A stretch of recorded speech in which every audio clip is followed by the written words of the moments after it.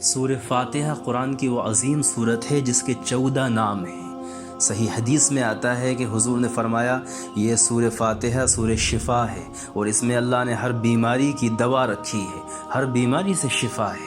صحابہ کرام بیماروں پہ پڑھ کے اس کو دم کیا کرتے تھے، وہ صحیح ہو جاتے تھے۔ اور اللہ کے رسول کی ایک صحیح حدیث ہے کہ حضرت جبریل آپ کے پاس بیٹھے تھے، آپ نے اپنا سر مبارک اٹھایا تو دیکھا آسمان کا ایک دروازہ کھلا۔ آپ نے فرمایا اس سے پہلے کبھی یہ دروازہ نہیں کھلا۔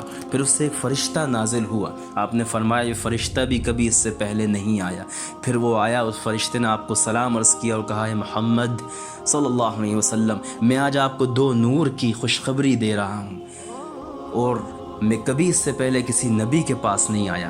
یہ نور ایک سورہ فاتحہ اور سورہ بقرہ کی آخری آیتیں، اور اللہ نے بھی فرمایا محمد ہم نے آپ کو 7 زبردست وہ آیتیں دی ہیں جو بار بار پڑھی جاتی ہیں، وہ سورہ فاتحہ ہیں۔